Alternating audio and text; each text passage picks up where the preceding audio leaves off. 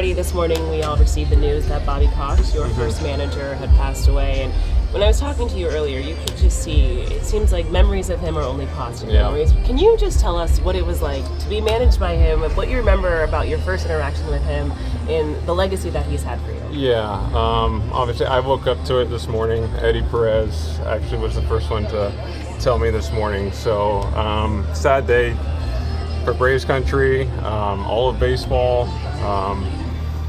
Just a good man. I've been thinking all morning about memories and interactions with him, and a lot of it is baseball. But I want to share my favorite memory of Bobby is 2017 spring training. Charlie's 6 months old, and I think most people know Braves used to be in Orlando, so we were at Reunion. Most people here might know Reunion on the Braves side, and we were at the golf clubhouse. Chelsea, Charlie, and I just eating a quick dinner, and Bobby and Pam and some of their family were in the clubhouse too. And we walked in, and most of my interaction at that time with Bobby was all baseball. And to see Hall of Famer Bobby Cox, the joy on his face when he saw my 6-month-old son, that stuff I will never forget. Him and Pam just like loving on Charlie while he was in the stroller, and we're just talking to Pam. Those are the fond memories I have. Obviously baseball, I mean, not many people get to be managed at all by a Hall of Fame manager, and I got to have my first one in the big leagues to be a Hall of Fame manager, and a manager who relentlessly had our backs. Mine as well. I was a 19-year-old kid, my first big league spring training. He gave me 80 plate appearances in spring training.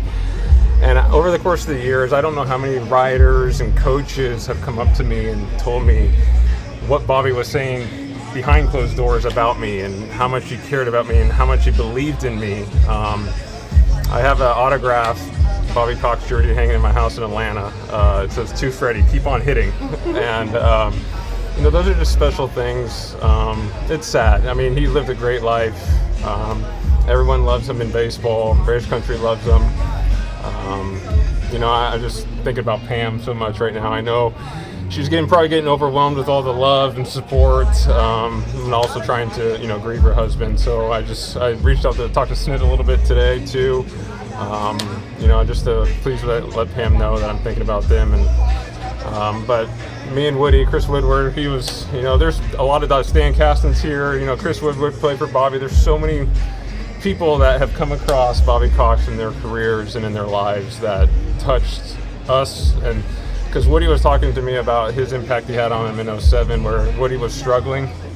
This is Bobby Cox to a T. Woody was struggling. Martin Prado gets called up, and Martin's starting that day, and Woody was a little nervous because he's an older guy and not playing well. And it was 2 minutes out of the day where Woody got called into the office, and he said, "Believe me, I got your back. I just want to see what Martin wants to do today, how he's going to do today." And that's what Woody was talking about, how those 2 minutes changed and impacted someone. It's the genuine care for someone. And I've always talked about managers, and a lot of how the game goes is already played out before the game. There's meetings with the pitching coaches of who's available, who's down. But it's the managers that can connect as you as a person. And that's what makes a great manager. And that's who Bobby was. He cared about a 19-year-old and a 40-year-old the exact same way, and that's what's special, and that's why everyone loved him. He was there, the first one there with his cleats on and his stirrups. Those are the little things that were just his thing. And I think a lot of people have heavy hearts, but they're also, having a good time thinking about all the wonderful memories and impacts that Bobby had on their lives today. He obviously meant a lot to so many people. There's so many people on that side over there.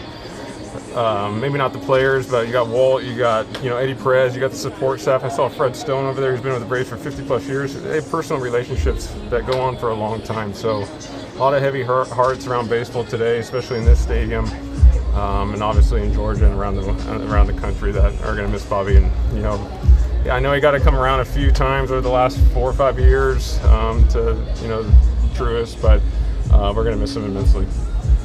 Is there a part of your game or your career that you're like, that's Bobby, that's Bobby's influence on you, and that's you carry that? I think it's more of the personal side of it.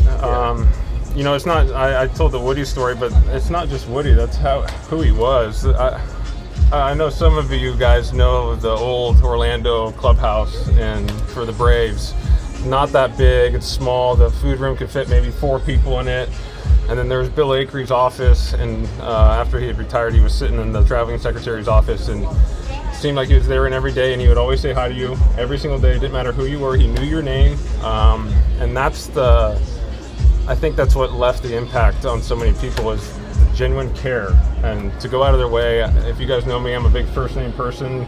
I like to be genuine and make you feel like that I care, because I do, and that's a Bobby thing. And I think of why so many people love Bobby too, is he was always right next to the camera, and you could hear him cheering on his teammates.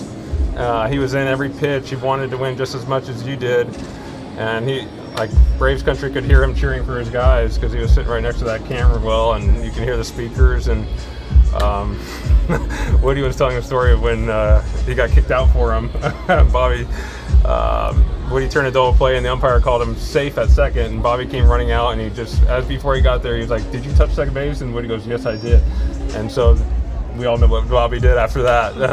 But I think that's just the thing. He just cared, and I think you take things from certain managers, from certain teammates and people you come across with, and the genuine care that Bobby had for every single person that walked through that clubhouse and onto the field that he came across with is what you want to take for.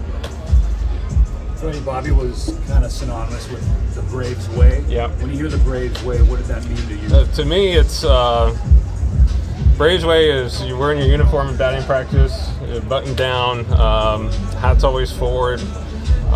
When I came up, that was the Braves way. The hat was always forward. Sunglasses were on the back of your hat. If you notice me, it's still engraved me. I still wear my sunglasses on the back of my hat, because back then, and I'm sure it is still now, you're proud of the A, and that's how I was brought up. Is you're proud of the A. You're proud of this jersey that you wear every single day. It's an honor to wear this jersey, and that's what I was taught coming into the Braves organization, and that's Bobby, and that's John Sherholtz. That's how it was. And like I've always said, it's when I came up with the Braves, it means a little bit more being over there, and that's when I was over there. That's what it felt like. You do things a little different over there, and that's the Braves way, and that's what I was taught. There's still things that I do. I can't wear a hat backwards. My sunglasses, like tomorrow, if their cloud comes over, you won't see it going over across my LA. It'll be on the back of my hat. It's just that's Bobby. Bobby's still in me. It's. And it's just a wonderful man that it teaches you lessons, teaches you camaraderie, unity. You're doing things as a unit. No one's different. That's how I came up, and that's what Bobby taught over there. And I appreciate it. It's still to this day. You obviously debuted at the end of 2010 in September. That was his last season. What do you remember about that month you spent in the big leagues? Yeah, so I walked in September 1st, and I saw my name in the lineup hitting 6, and I almost threw up that day.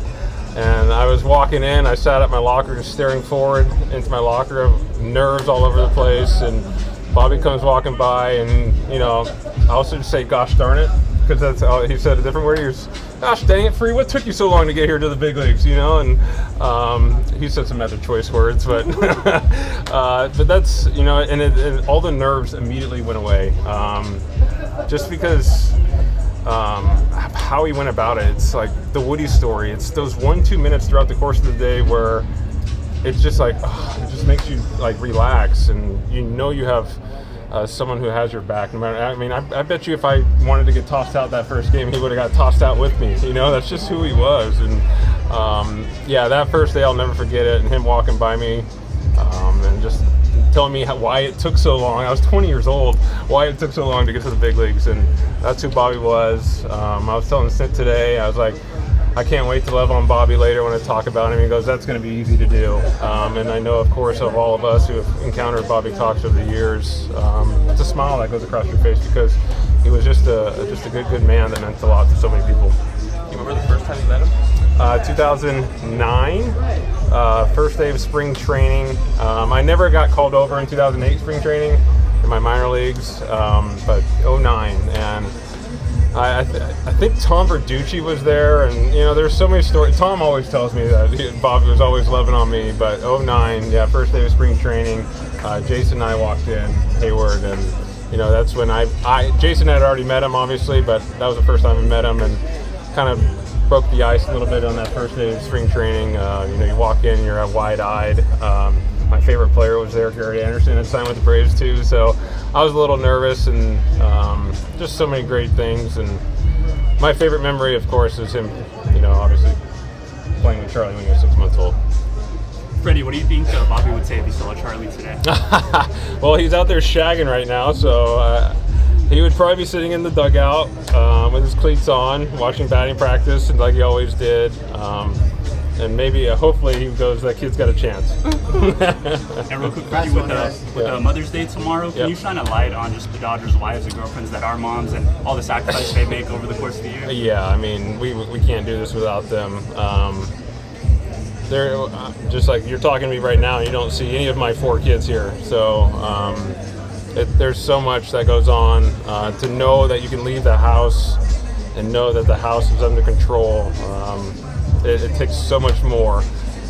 Clear minds, and obviously my wife Chelsea, who's been here since day one. So I got a good one. We all got good ones here to be able to come out here and play a game we love. And tomorrow is not just the only day about them, but we'll celebrate them as much as we possibly can tomorrow. Thanks, Freddie. Yeah.